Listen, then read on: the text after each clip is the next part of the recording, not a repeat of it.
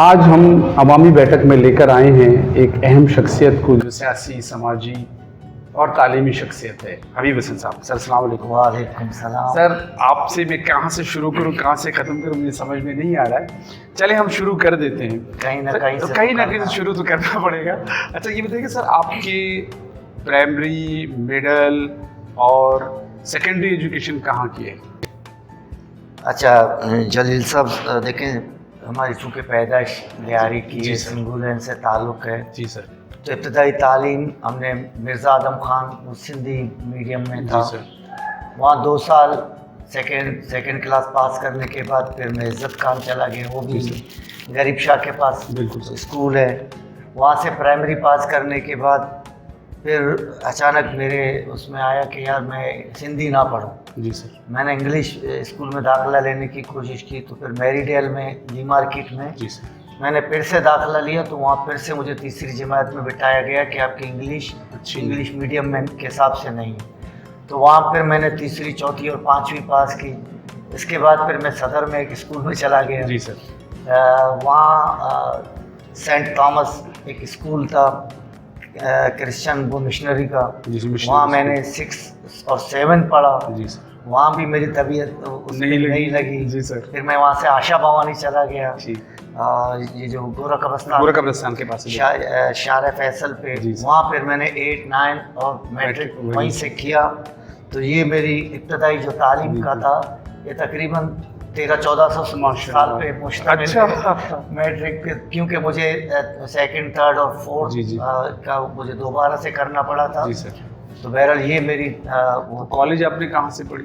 तो उसके बाद मैंने 4 साल तालीम हासिल की वफाकी गवर्नमेंट उर्दू कॉलेज से। मशहूर ज़माना कॉलेज। शाम बिल्कुल बिल्कुल। सुबह हम लोग मजदूरी करते जी थे, सर। शाम को 5 बजे से साढ़े 8, सवा 8 बजे जी सर, तक। जी सर। वहीं से मैंने बीकॉम किया था। जी सर। तो ये बताइएगा कि इतनी जगहों पर आप हैं, आप कैसे मैनेज करते हैं? सर मुझसे खुद भी मैनेज नहीं हो पाता। अच्छा। मैं सारा दिन एक तरह की भाग दौड़ में लगा रहता हूँ। जी सर। तो कोशिश ये करता हूँ, जाहिर है हर एक आदमी को तो आदमी मुतमईन नहीं कर सकता, खुश नहीं रख सकता। जी सर।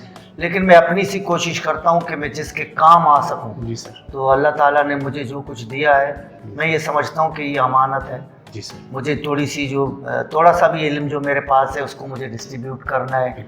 थोड़ा सा अगर मेरे पास 4 पैसे अगर कहीं से आते तो मैं ये समझता हूँ इसको भी डिस्ट्रीब्यूट करना है। जी सर। ये अल्लाह ताला का देन है। जी सर। जो उस वक्त बढ़ेगा, मैं ये समझता हूँ जी एज ए सर। टीचर कि उसको जब तक आप तकसीम नहीं करेंगे तो वो मल्टीप्लाई नहीं होगा। अच्छा, मैंने सुना है कि आपने एमबीए का क्या सिलसिला हुआ? तो वही कि वो भी मैं पहले चाहता था कि मैं कराची यूनिवर्सिटी से करूं, लेकिन चूंकि कराची यूनिवर्सिटी में एमबीए करने के लिए आपको यूनिवर्सिटी जाना पड़ता उस वक्त भी, तो वो मुझसे नहीं हो सका। फिर एक प्राइवेट इदारे से एक इदारा था अमेरिकन डिग्री, वो कर रहे थे। जी सर। तो द इंटरनेशनल यूनिवर्सिटी, जी, जी। वहाँ से फिर मैंने, हमारे एक दोस्त थे वो वहाँ से बीएस कर रहे थे। जी सर। तो उन्होंने मुझे कहा कि आप भी कर लो। फिर मैंने वहाँ से, वो भी शाम के वक्त था, दिन में मजदूरी हमारी जारी थी। जी सर। तो शाम को वहाँ से मैंने किया, और तकरीबन लास्ट सेमेस्टर हमारा से मॉर्निंग को हुआ, बाकी तीनों सेमेस्टर शाम को हुए। फिर वहीं से मैंने एमबीए फाइनेंस किया था। अच्छा, एमबीए फाइनेंस का माशाल्लाह आपने एमबीए फाइनेंस किया। फाइनेंस पे कुछ काम किया है या नहीं, सिर्फ एमबीए फाइनेंस किया या छोड़ दिया? सब मैंने तो असल में, मैं जितनी भी मेरी तालीम थी जी सर। मैं उसको यूटिलाइज करता था। मैं एज ए टीचर, जी सर। मैंने मैट्रिक किया तो उसके बाद भी मैंने फ्री एजुकेशन सेंटर में बच्चे पढ़ाए। जी सर। उसके बाद मैं बच्चे पढ़ाते पढ़ाते खुद पढ़ता गया। यानी आप भी स्ट्रीट स्कूल की पैदावार है। मैं इसी तरह बिल्कुल ये गली में हमने जी, जी, अपने बिल्कुल। वही मोहल्ले में एक छोटी सी जगह जी, थी, जी, हमारा अंजुमन था, जी सर। टूटा फूटा, उसके सहन में बैठ के हम बच्चे जी, जी। पढ़ाते थे। उसी को लेकर मैं एमबीए तक वहीं बच्चे पढ़ाता था। फिर बाद में एमबीए करने के बाद फिर इत्तेफाक से मुझे लोगों ने कहा कि जी मोहल्ले में आपकी थोड़ी सी वो है, आप सोशल वर्कर है, तो आपको हम लोग नाजिम के इलेक्शन में खड़ा करते हैं। अच्छा। 2001 में 2001 तो में। मोहल्ले वालों ने मुझे खड़ा किया और कामयाब भी करवाया। अच्छा। तो उसके बाद से फिर मैं इस फील्ड में आ गया। अच्छा, ये बताइए कि नाजिमशिप का जो पहला तजर्बा था कैसा रहा नियामतुल्लाह खान साहब के साथ? सर बहुत अच्छा। वो एक मैं समझता हूँ कि वो एक बहुत ही अच्छा दौर था। जी सर। नेमतुल्लाह खान साहब के उस दौर में कम से कम हाउस में चूंकि मेयर बराह रास्त खुद नहीं होता था, जी, एक सर। स्पीकर में तारिक हसन साहब होते थे बिल्कुल, डिप्टी मेयर, तो वो इजलास चलाते थे। वहाँ चूँकि तमाम जमायतें थी तो सबको बोलने की आज़ादी थी, तो हम लोगों ने वहाँ बहुत अच्छी तरह से एंजॉय किया, अच्छी अच्छी तकरीरें भी हुई, अच्छे अच्छे लोग भी मिले, तो वो तजर्बा बहुत अच्छा था। और उस वक्त उस शहर को शायद बहुत सारा पैसा भी मिला, फंड भी मिला, जी, जी। तो वो हम लोगों ने कोशिश की अपने इलाकों में काम करने जी, की, सर। और हमने बहुत सारा काम भी किया यूसी में, जिसकी वजह से आज तक लोग हमारी इज्जत करते हैं। अच्छा, डेवोल्यूशन प्लान मुशर्रफ साहब लाए, आप क्या समझते हैं डेवोल्यूशन प्लान उस वक्त अच्छा था या अब अच्छा है? जो मुशर्रफ लाए और डेवोल्यूट किया, तमाम महकमे, सूबाई महकमे, वफाकी, इस तरह की चीज़ें हुई, क्या आप समझते हैं?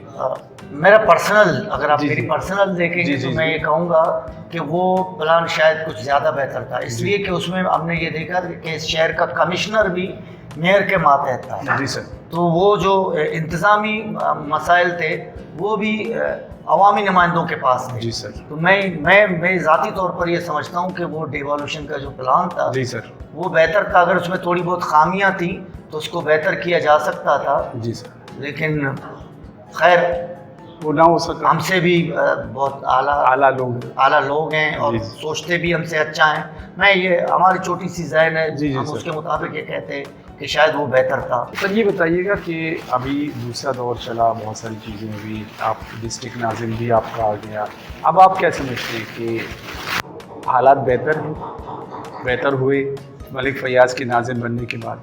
सर देखिए, मलिक फ़याज़ साहब तो टाउन नाज़िम भी थे, जी सर। तो दूसरे दौर में वो टाउन नाज़िम बने, मैं उनके साथ एज ए कोऑर्डिनेटर था। जी सर। हमने उस दौर में भी कोशिश की, हालांकि टाउन की हैसियत में आप देखेंगे लियारी के पास फंड ना होने के बराबर बिल्कुल था। बिल्कुल, वो सो तो हम उस वक्त कोई काम तो नहीं कर सके, जी सर। लेकिन हम लोगों के साथ रहे और उनके काम करते रहे, छोटे छोटे काम करते रहे, तो लोगों ने उसको अप्रिशिएट किया। बिल्कुल। लोगों को पता था कि लियारी टाउन में पैसे जी। नहीं, लेकिन जब डिस्ट्रिक्ट साउथ बना, लियारी और सदर एक जगह है, तो चूंकि सदर में बहुत ज़्यादा आमदनी के ज़राए हैं, तो सदर की वजह से डिस्ट्रिक्ट की जो आमदनी बहुत अच्छी हुई, तो उसको हम लोगों ने यूटिलाइज़ भी किया।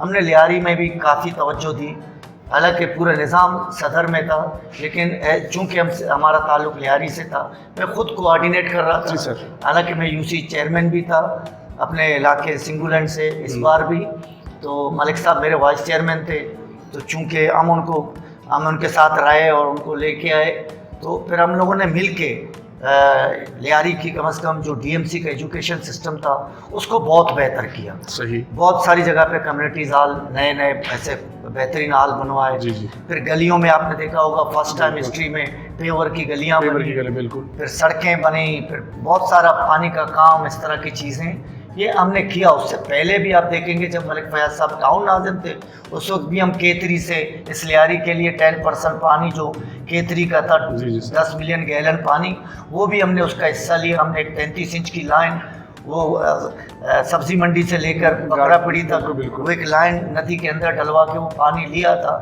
तो इस तरह के काम हमने किए ज़रूर अपने लोगों के लिए, बल्कि अपने लिए, क्योंकि हमारा ताल्लुक़ लियारी से था, तो हमने अपने लिए ये काम ये बहुत सारे काम हुए हैं, लेकिन फिर भी लियारी प्यासा क्यों है? सर लियारी इसलिए प्यासा है सर, एक जुमला मैं आपको कहूँगा। जी सर। वो जो पानी आपका आ रहा है तो उसकी रखवाली करनी पड़ती है। जी सर। आपके पास आपको अल्लाह ने घर दिया है, तो वो घर अगर आप उसकी सफाई नहीं करेंगे, सही, तो वो घर आपका दूसरे दिन खंडर बनता जाएगा, यकीनन बनेगा। फिर ये पानी हमारे पास जो आता है इसको कहीं ना कहीं से ऑपरेट किया जाता है। यकीनन उसके रास्ते में वो जो 9 किलोमीटर 10 किलोमीटर का जो रास्ता है, बिल्कुल बिल्कुल, उसको नदी के अंदर उसके अंदर से कनेक्शन लिए गए, वो पानी बेचा जा रहा है, वो पानी इंडस्ट्रियल एरिया में बेचा जा रहा है, वो पानी टैंकर माफिया उसको बेच रही है। तो उस पानी को देखने के लिए कि उसकी रखवाली करने के लिए इस वक्त कोई नहीं है। सही। वो चूंकि वो 2-3 आपके टाउन से डिस्ट्रिक्ट से गुजरता हुआ आ रहा है, जी सर, तो जाहिर है उसको जहाँ जहाँ वो करते हैं, हमने बाहर इस पे बात की। जी सर, बहुत तवज्जो दिलाई लोकल गवर्नमेंट में, मिनिस्टर साहब को, और कोशिशें भी इस पे हुई, लेकिन वो हाथ बहुत बड़े हैं जो ये पानी ले जा रहे हैं। हाथ लंबे हैं। हाँ, वो बहुत लंबे हाथ हैं, वो शायद कानून से भी बड़े लंबे हाथ हैं, इस तरह की चीज़ें हैं। अच्छा, तो ये बताइएगा कि बल्दियाती सिस्टम पर हम आते हैं, बल्दियाती उमूर में हम अभी देखते हैं कि बड़ा निज़ाम दरहम बरहम है। आप लोग माशाल्लाह अच्छा काम करके गए हैं और आपके कहने के मुताबिक अच्छा काम हुआ। अभी ये निज़ाम क्यों दरहम बरहम है? क्या वजह है इसकी? सीवरेज, वाटर, B&R सब निज़ाम तत्तर बितर है, क्यों? देखिए ना, मैं अभी आपको मैं वही बता रहा जी, था जी, कि बताइए। जी एक सिलसिला था। अगर एक चेयरमैनशिप खत्म होता है तो उसको आप हटने ना दें जी सर। जब तक दूसरा ना आ जाए। जी सर। आप इलेक्शन करवा लें। जी बिल्कुल करवा लें। आप बल्दियाती इलेक्शन, अब पिछली बार भी ऐसे हुआ था कि 2010 में वो खत्म हुआ, खत्म हुआ, जी, तो बिल्कुल। 2015-16 में जाके फिर इंतखाबात इलेक्शन बिल्कुल हुए। ठीक है ना। अब 2021 में ये खत्म हुआ, 20 में ये खत्म हुआ, तो अभी 21 भी गुजर गया, साल गुजर गया, अगस्त 20 में खत्म हुआ, और अब अगस्त दोबारा- 21 गुजर गया, जी सर। अभी तक इलेक्शन दूर दूर तक नजर नहीं आ रहे जी। हैं। आप बहानेबाजी करते हैं, मरदमशुमारी और अलकाबंदी और फिला और फिला, जी सर, जी सर। लेकिन आप ये नहीं देखते कि लोगों को, आपने आम लोगों को, आपने निचले तबके को, जी सर। जो तीसरा लेयर है, उसको आपने नुमाइंदगी से महरूम कर दिया है। सही। आज कुछ अफसरान बैठे हुए हैं, बिल्कुल। एक एडमिनिस्ट्रेटर इस पूरे डिस्ट्रिक्ट साउथ को कैसे चलाएगा? एक अकेला मलिक फयाज नहीं चलाता था सर। उस वक्त 11 यूसी के चेयरमैन, 11 यूसी के वाइस, 11 नहीं सॉरी 31 यूसी के चेयरमैन और वाइस चेयरमैन, फिर वाइस चेयरमैन, फिर हर यूसी में 4 काउंसलर्स, जो वार्ड के काउंसलर हैं, फिर दूसरे काउंसलर, अकलियती काउंसलर, इतना बड़ा एक मजमा था सिस्टम था इसको चलाने के लिए।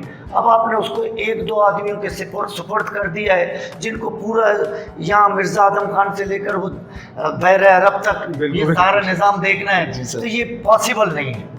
तो आप क्या समझते हैं, बल्दियाती इंतखाबात होनी चाहिए?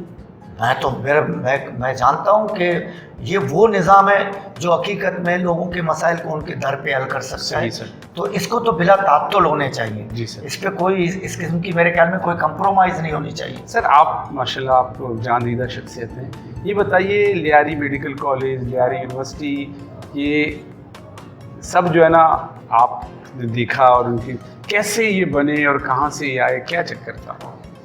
सर देखिए, 2008 में जी सर। जब पीपल्स पार्टी की गवर्नमेंट आई, जी सर। तो पीपल्स पार्टी की गवर्नमेंट चूँकि काफ़ी अरसे बाद, आपने देखा होगा जी सर। 93 के बाद पीपल्स पार्टी की गवर्नमेंट आई थी, तो उस गवर्नमेंट में हमारे MNA MPs का ताल्लुक भी पीपल्स पार्टी के साथ जी बिल्कुल था। तो उन्होंने उस वक्त जरदारी साहब इस मुल्क में एज ए प्रेसिडेंट थे, बिल्कुल बिल्कुल और ऑल एंड ऑल वो थे, और उनका बहुत ज़्यादा झुकाव था लियारी की तरफ। बिल्कुल। तो उन्होंने अपने मेंबर्स से कहा कि लियारी में कोई ऐसा काम मुझे बताओ जिसको करने से लगे कि लियारी में कुछ हुआ। तो उस वक्त हमारे नुमाइंदे थे, नबील गफूर साहब थे और रफ़ीक इंजीनियर साहब थे। तो उन्होंने ये तजावीज़ पेश की। ये तजावीज़ जैसे यूनिवर्सिटी है, 3 कॉलेजेस हैं जी सर। भी, बेनज़ीर भुट्टो गर्ल्स कॉलेज आपने देखा, परीक्षा में नुसरत भुट्टो कॉलेज है, शहीद जुल्फ़िकार अली भुट्टो लॉ कॉलेज है, यूनिवर्सिटी है, फिर आपका मेडिकल कॉलेज है। ये एक हिस्ट्री है, और इसके लिए मैं जहाँ भी होता हूँ तो मैं कहता हूँ कि चाहे दुनिया माने ना माने, जरदारी साहब को कोई क्या कहे, कोई कुछ कहे, लेकिन मैं एज ए लियारियन, हालांकि लोग मुझे कहेंगे ये पिपला है, ये जियाला है, ये क्या है, लेकिन ये चीज़ें देखकर मैं एज ए लियारियन उनको सलाम पेश करता हूँ कि उन्होंने लियारी को वो दिया जो शायद उससे पहले भुट्टो साहब भी नहीं दे पाए। यानी आपने यूनिवर्सिटी दी तो आपने हमारे बच्चों को एक रास्ता दिया, इल्म का रास्ता दिया, आपने मेडिकल कॉलेज दिया, तो ये एक बहुत बड़ा हमारे ऊपर एहसान था। वो लियारी जो इससे पहले दो सीटों के लिए तड़पता था कि हमारे 2 बच्चों को डाव में दाखिला मिले, अब वो लियारी ना सिर्फ उसकी अपनी 15 सीटें, बल्कि लियारी के सदक़े में, मैं कहूँगा इस मेडिकल कॉलेज के सदक़े में ओवरऑल बाकिया जो इलाके हैं कि हमारी टाउन को 10 सीटें हैं, वो 10 सीटें गडाब को हैं, 10 सीटें बिन कासिम को हैं, और फिर रेस्ट ऑफ द पूरा सिंध है, उसको हर डिस्ट्रिक्ट को आपने डिवीज़न को 5-5 सीटें दी हैं, रेस्ट ऑफ द कराची को 33 सीटें दी हैं। तो ये अब लियारी उस मुकाम पर है जो दे रहा है। अब लियारी बैंकों को बच्चे दे रहे हैं, हमारे यहाँ से MBA बच्चे निकल रहे हैं, हमारे यहाँ से और इस तरह के बच्चे निकल रहे हैं, यहाँ डी फार्मेसी हो रही है, तो इस तरह की बहुत सारे, मैं कहता हूँ कि जरदारी साहब वेल डन, आपने इतना बड़ा एहसान किया, शायद लियारी आपको ज़िंदगी भर ना भूल पाए। ये बताइएगा कि मेडिकल कॉलेज बना, यूनिवर्सिटी बनी, इनकी अहमियत अफादियत से तो कोई इनकार कर नहीं सकता। क्या वाकई बच्चे वहाँ जा रहे हैं, हमारे पास ये कैपेसिटी है कि हम अपने बच्चों को वहाँ भेज रहे हैं? सर देखिए, मेरे सामने तो शुरू में भी लोगों ने कहा था, जिस वक्त ये इदारे बन रहे थे, मैंने चूंकि पर्सनली इन इदारों के एक पहला ईंट रखने से पहले बिल्कुल, बिल्कुल, और याद है। हर जगह मैंने कोशिशें की थी एज ए सोशली लियारी के एक बच्चे की हैसियत से, नुमाइंदे की हैसियत से। तो मैंने हमेशा कोशिशें की कि ये इदारे जल्द अज जल्द इनमें ये बढ़ें, ये चलें। तो चूंकि वो बिल्डिंग आपकी मौजूद नहीं थी मेडिकल कॉलेज की, हमने मेडिकल कॉलेज शुरू कर दिया, नर्सिंग की बिल्डिंग में वो कर दिया, और यूनिवर्सिटी के लिए जगह नहीं थी तो उसको लियारी डिग्री कॉलेज में शुरू कर दिया। उसको वहाँ से शिफ्ट किया गया तो उसको मैं फिर वहाँ से सिंगुल एंड टेक्निकल में ले गया, वहाँ शिफ्ट कर दिया लियारी डिग्री वालों को, और वहाँ हमने ये यूनिवर्सिटी शुरू की। बच्चे शुरू में आने को तैयार नहीं थे तो हमने 6 महीने के courses, English courses, language courses शुरू करा के हमने इसको शुरू कर दिया था। और आज आप देखेंगे कि 3000 बच्चे हमारे यूनिवर्सिटी में पढ़ रहे हैं, और मेडिकल कॉलेज में 100 बच्चे हर साल दाखिल होते हैं। और उसके लिए आपको अंदाज़ा नहीं कि कोई शुरू में भी हमने देखा था 7-7 हज़ार बच्चे, और लियारी से भी जो बच्चे दाखिले के लिए अप्लाई करते थे वो 500, 600, 700 बच्चे इन 15 सीटों के लिए अप्लाई करते थे। लियारी में बहुत टैलेंट है, बहुत बच्चे हैं। हम जानते थे कि हमारी एजुकेशन, प्राइमरी एजुकेशन इतनी अच्छी नहीं है, लेकिन इतनी भी बुरी नहीं है कि लोग इसको कहें, इसको जवाब बनाकर कहें कि जी चूंकि आपके प्राइमरी एजुकेशन में जान नहीं तो आपको बड़े इदारे नहीं चाहिए। हमें बड़े इदारे चाहिए, हमारे पास है। अच्छा, ये बताइएगा कि मुख्तलिफ औकात में मेडिकल ख़ास तौर पर यूनिवर्सिटी के हवाले से यूनिवर्सिटी शिफ्ट हो रही है, कभी मारिकपुर में, कभी मरीज में, ये क्या वजह थी? सर जगह की वजह है। ये जो यूनिवर्सिटी कायम हुई तो उस वक्त एक मसला पैदा हुआ, उसको HSC ने रिकॉग्नाइज नहीं किया। यूनिवर्सिटी टोटल 4 एकड़ ज़मीन पर थी, तो वो उन्होंने सबसे पहले हमारे सामने वो तजवीज़ पेश की कि इसका वो CMS स्कूल वाला बाउंड्री पूरा ले लेते। तजवीज़ थी, उसको वहाँ ले जाते, आधा वहाँ होगा आधा यहाँ होगा। अच्छा, तो मैंने इस पर एतराज़ किया। मैंने उस वक्त अखबार में भी बयान दिया, मैं चिल्लाया, मैंने कहा नहीं, लियारी की यूनिवर्सिटी को बाहर ना ले जाएं, वहाँ चला जाएगा तो इसकी हैसियत ख़त्म हो जाएगी। फिर उन्होंने कहा कि चलो इस यूनिवर्सिटी को फिर हम ऑक्सबे की तरफ शिफ्ट करते हैं। वहाँ में 200 एकड़ ज़मीन का भी पहले ग्रांट हुआ था। तो मैंने कहा वो हो जाए, लेकिन मेन यहीं पे रहे। वो अभी तक सरकार वो नहीं, उन्होंने हमें वो नहीं दिया। तो इसके लिए फिर हमने ये किया कि लियारी में आप देखेंगे SM लियारी का जो बाउंड्री आपने देखी हो, गर्ल्स स्कूल है, शहीद जुल्फ़िकार अली भुट्टो लॉ कॉलेज की जगह है, SM लियारी है, फिर एक और हमारी हायर एजुकेशन की बिल्डिंग थी। इस सब पूरी जगह को हमने फिर यूनिवर्सिटी को दे दिया। मैं मशहूर हूँ, उस वक्त के हमारे मिनिस्टर थे एजुकेशन के, पीर मज़हर साहब, उन्होंने हमने उनके साथ जाकर रिक्वेस्ट की, मीटिंग की, तो उन्होंने वो तमाम जगह यूनिवर्सिटी को अलर्ट कर दिया। वो जगह 6 एकड़ थी। अच्छा। तो वो जगह यूनिवर्सिटी को मिल गई। अच्छा। उसके बाद वो शहीद जुल्फ़िकार अली भुट्टो लॉ कॉलेज भी यूनिवर्सिटी को मिल गया। वो बड़ी बिल्डिंग भी जो हायर एजुकेशन की थी वो भी मिल गई। तो इस तरह से फिर यूनिवर्सिटी रिकॉग्नाइज हुई, और आप देखेंगे कि वो इसकी एक ब्रांच आपको चाकीवाड़ा में नजर आ रही है। अच्छा, ये बताइएगा, अब हम आपके इंटरव्यू के अपने आखिरी सेगमेंट में ये बताइएगा कि कुछ अर्सा पहले, बहुत अर्सा पहले, कुछ लोग बल्दिया में मुलाजिम हुए, आप लोग की कोशिशों से कॉन्ट्रैक्ट मुलाजमीन हुए, उसके बाद वो बेचारे काफ़ी जद्दोजहद करते रहे। अब ये सुनने में आ रहा है कि उनको शायद आखिरी बार अब शायद फैसिलिटेट किया जा रहा है, अब उनको निकालेंगे। आखिर कहानी क्या है? सर अच्छा हुआ आपने ये भी पूछ लिया। जी बिल्कुल। ये सन 2012 की बात है। बिल्कुल। उस वक्त हम लोग लियारी का एक जुलूस लेकर बाहर निकले थे, तो हमने मुजाहरे किए रोज़नामा जंग के सामने और शाइन कम्प्लेक्स के सामने, हमारे ऊपर शेलिंग भी हुई। उस वक्त हमने कहा था कि जी हमें मुलाजमतें दरकार हैं। तो उन्होंने कहा कैसी मुलाजमतें आपको चाहिए, आप लोगों ने शहर बंद करवा दिया, इतना बड़ा मजमा लेके आए। तो हमने उस वक्त उनसे कहा था कि जी हमारे स्कूलों में टीचर नहीं है। बिल्कुल ठीक है ना, ठीक है हमारे। तो उन्होंने कहा कि टीचर नहीं है तो हमारे पास KMC के ये जो बल्दियात के जो स्कूल हैं इनमें 500 के करीब वैकेंसीज खाली थी, सीटें खाली थी लियारी में। तो हमने उनसे कहा कि ये पोजीशन है। तो उन्होंने कहा कि जी हमारे पास KMC में बहुत मुलाजमत है, हमारे पास जो बाकी टीचर हैं हम उनमें से आपको देंगे। फिर उन्होंने वो उसमें नहीं दिया। फेल हुए। जी। उस वक्त हालात ऐसे थे कि कोई लियारी आने को तैयार नहीं सही। था। तो उस वक्त मोहम्मद हुसैन सैयद साहब थे बिल्कुल। एडमिनिस्ट्रेटर, उन्होंने हमारे सामने तजवीज़ रखी कि हम आपको टीचर देंगे लेकिन कॉन्ट्रैक्ट पे देंगे। तो हमने कहा चलें ये भी कबूल है, लियारी से बच्चे लें, अच्छे बच्चे हैं वो पढ़ाएंगे।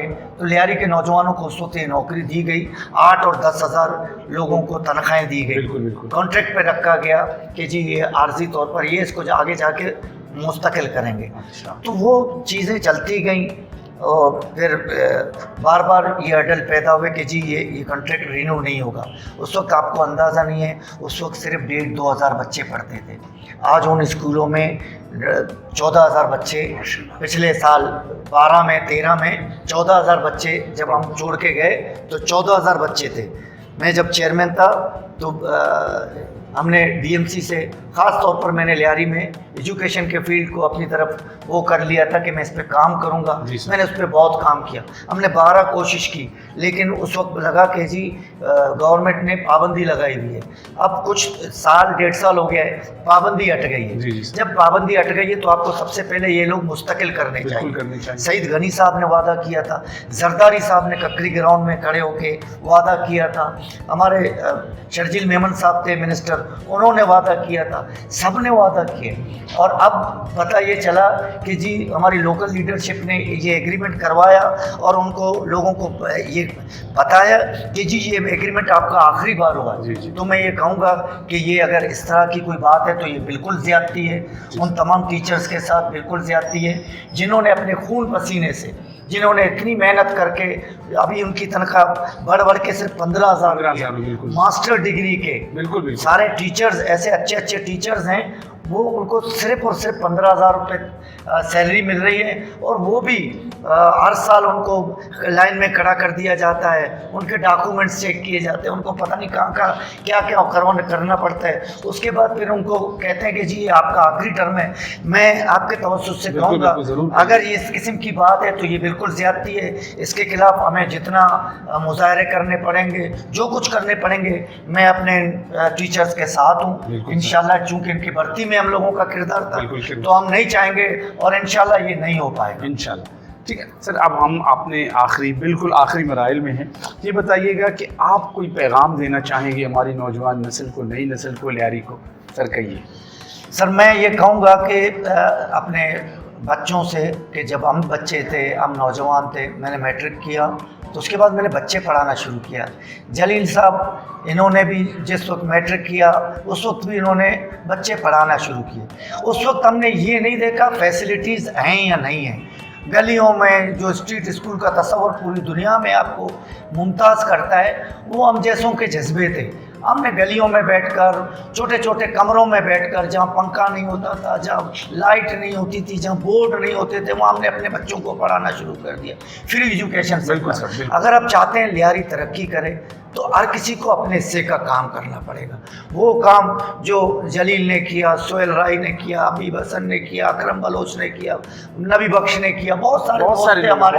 वो सारे दोस्त, एक ऐसा दौर था 80s में कि हमारे सारे दोस्त हर मोहल्ले में, गैलरी में दोस्त काम कर रहे थे, बगदादी में कर रहे थे, सिंगुलैन में, नवालैन में, जहाँ भी हमारे दोस्त थे उन्होंने अपने बच्चों को खुद पढ़ाया। लेकिन अब हमने देखा उसके बाद फिर एक प्राइवेट स्कूल का आ गया, हर आदमी 2-4 हज़ार रुपये कमाने के लिए पढ़ाता है। तो मैं कहूँगा अगर आप चाहते हैं कि आपके इर्द गिर्द का माहौल बेहतर हो तो आपको अपने एक यतीम बच्चे का, एक गरीब बच्चे का, एक मजदूर बच्चे का हाथ थाम कर उसको पढ़ाना होगा। अगर आपने अपने माहौल को तालीम दी, उसको इल्म दिया, उसको शऊर दिया, तो इंशाल्लाह ये लियारी, इसमें वैसे भी अल्लाह ने बहुत जान दी है, बहुत शऊर दिया है। हमारा लियारी इंशाल्लाह इस शहर में, इस मुल्क में वैसे भी अपनी एक अलग शनाख्त रखता है, इंशाल्लाह बहुत अच्छी जगह पहुँचेगा। बहुत शुक्रिया अबीब हसन साहब को, आपने सुना, इनके ख्यालात सुने और बहुत ज़बरदस्त बातें की। इंशाल्लाह हम इनसे बातें करते रहेंगे और इस सेगमेंट के बाद हम आपको खुदा हाफिज़ कहते हैं। अल्लाह हाफिज़ सर।